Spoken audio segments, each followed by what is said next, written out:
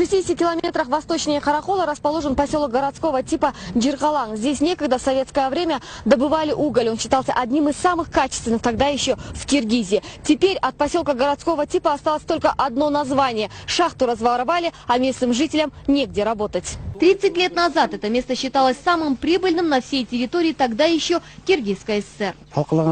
Шахтеры в год добывали около 100 тысяч тонн угля. Местным жителям предоставляли московское обеспечение. В каждой семье и родители, и дети работали на шахте. Но грянула перестройка. И это понятно, местность покинули многие. Остались лишь те, кто еще верит в чудо. Иначе это никак не назовешь. Во время приватизации эти люди остались без земельных наделов, так как поселок имел статус городского типа. Здесь в высокогорье нет даже пахотных земель, пригодных для посева. Климат суровый, ничего не растет. У нас осталось только жилье, даже работы нет. А одна надежда у нас была на шахту. Первые годы независимости шахта еще продолжала работать. В 1996 году фонд госимущества преобразовал его в государственное акционерное общество «Шахта Джиргалан». И даже во время аукциона передали 5% акций безвозмездно трудовому коллективу. 24% местному населению и 71% акций были переданы Иссык-Кульскому фонду госимущества. Однако во времена Бакеева независимые оценщики, некая частная фирма, определила деятельность шахты Джиргалан неэффективной, оценив стоимость пакета акций в 10 миллионов 683 тысячи сомов. Самое загадочное в том, что все документы о деятельности предприятия с 1990 по 2005 годы уничтожены. Как выяснилось, стоимость шахты оценили не случайно. В 2007 году в поселок с родителями и братьями явился Садыр Джапаров. Тогда он являлся депутатом 3-го созыва Джоорку Кенеша. Через пару месяцев после распуска парламента становится советником Бакеева на общественных началах.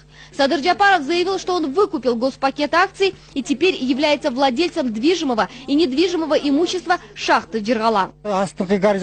Мы тогда и не подумали, да и сейчас не можем понять, как это все случилось. Садыр Джапаров и его брат Сабыр Джапаров поставили нас перед фактом и сказали, что все выкупили. Но нашего мнения тогда никто и не послушал. Даже акционеры не знали, что был проведен тендер. За сколько же выкупил шахту Садыр Джапаров, по сей день неизвестно. Местные люди говорят о том, что он озвучивал сумму сначала в 12 миллионов сомов, позже 14 миллионов.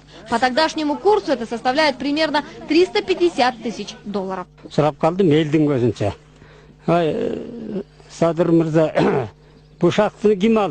Мы у него интересовались о том, почему так дешево. Он сказал, что так государство оценило. Он также нам говорил, что оплатил долг шахты в 65 миллионов сомов и что эти деньги выручил от продажи скота и дома своего отца. Но мы не припомним, чтобы у шахты вообще был долг. Официально шахта числилась за братом Джапарова, Сабыром. Как выяснилось, братьям тяжело было работать. Что такое труд под землей, поймет не каждый. Шахтеры не скрывают, что поначалу у всех присутствовало ощущение, что над головой находятся миллионы тонн породы. Хотя, когда каждый день спускаешься под землю, это входит в привычку. Мы вначале разрабатывали остатки старой выработки. Когда все уже закончилось, необходимо было приступать к освоению новых горизонтов. На это нужны были деньги, а их, видимо, у Джапаровых не было. Вскоре на шахте появились китайцы. Кто они и откуда, шахтеры не знали, но тоже оказались непрофессионалами. Цель у китайцев была одна – побольше выкачать уголь, а за безопасность шахты практически не отвечали. В итоге шахтеры с рабочими из Китая не сработались, дошло до драк. Больше половины из нас уволили. Зато китайцы получали в 2-3 раза больше, чем мы. Когда мы начали высказывать недовольство, Джапаров наших ребят уволил. Братья Джапаровы разрушили здесь многое, говорят шахтеры. На этом месте стоял огромный сортировочный комплекс, оставшийся с советских времен. Он мог бы прослужить в шахте еще не 1 десяток лет. Джапаров его полностью разобрал, сказал, что на его месте установит новый. Вот он новый, маленький китайский грейдер. С ним проводить сортировку практически невозможно. От сортировочного комплекса осталась груда металлолома, а саму шахту заливает вода. Шахтеры каждый день выкачивают воду, за это им никто не платит. Если в течение 5-6 месяцев шахта не заработает, то он придет в негодность, утверждают жители. Это основной вход в подземную шахту. Сейчас его закрыли, и местные жители его охраняют. Еще в советское время специалисты посчитали, что на этой шахте можно добыть до 20 миллионов тонн угля. Сейчас запасов очень много, говорят жители. Их хватит даже для того, чтобы добывать забывали правнуки. Начиная с 3 октября, как Джапаров устроил митинг и перелез через забор, шахта перестала работать. Жители в недоумении. Почему вместо того, чтобы развивать шахту, Садыр Джапаров начал политическую игру, а местное население в буквальном смысле слова кинул?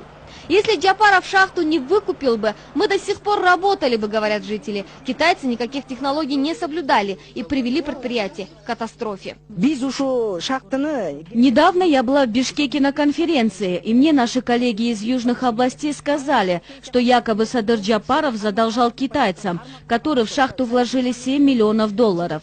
Китайцы пообещали простить ему этот долг, если он через митинги и недовольство народа изгонит канадцев с Хунтора, а потом на их место приведет китайцев. Это слухи, но, как говорится, в каждом слухе есть доля правды. Хазылгуль Букаева продолжает свою экскурсию и показывает нам заброшенный детский сад. Он находится на балансе шахты, поэтому местные жители не имеют права им пользоваться. Детский садтын коросунда турган үй болсо, кандай эмне менен салынганын билбейбиз. Бул Жапаровдор келгенден кийин эле. Детский сад он забрал. Рядом была детская площадка. Он его разрушил и начал строить себе дом. Даже его не завершил и исчез. Вырубил все деревья, разобрал ограду детского сада. Ничего не оставил.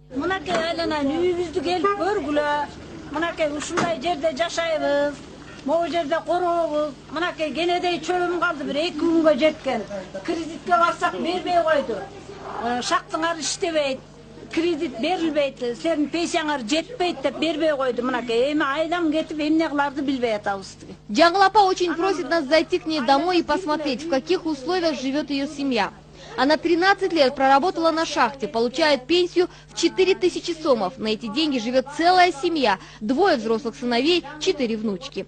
Сыновья не работают, шахта закрыта. По специальности они горняки и нигде, кроме горной отрасли, себя не видят.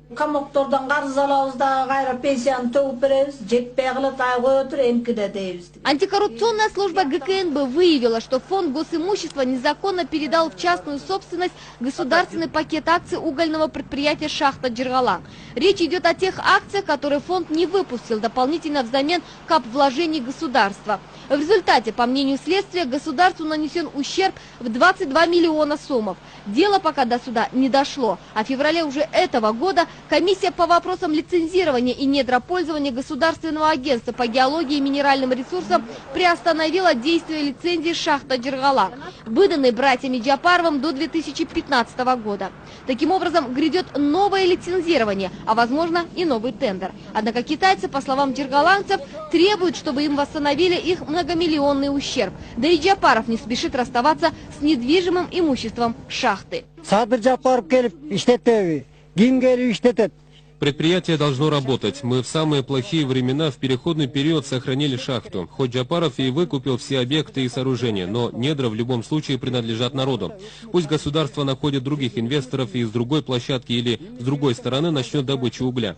Мы все живем надеждой, что кто-то нам поможет и даст толчок развитию и возобновлению добычи угля. Если шахта заработает, то начнется жизнь, а если нет, то мы все обречены на вымирание. Ни для кого не секрет, что профессия шахтеров самая тяжелая и опасная. Люди, которые каждый день рискуют жизнью, спускаясь в шахту, чтобы просто работать, они не знают, выйдут ли на поверхность после смены. Но несмотря на это, шахтеры продолжают спускаться под землю. Причина проста. У каждого есть семья, ее нужно обеспечивать. Да, деньги играют сейчас важную роль в нашей жизни. И здесь шахтеров обманывают. Теперь эти люди просят ответить на вопросы. Имеет ли моральное право такой человек требовать национализации Хунтора? Имеет ли он право останавливать бюджетообразующие предприятия? Имеет ли он право лишать, как он это сделал с шахтерами, лишить права работы тысячи наших граждан?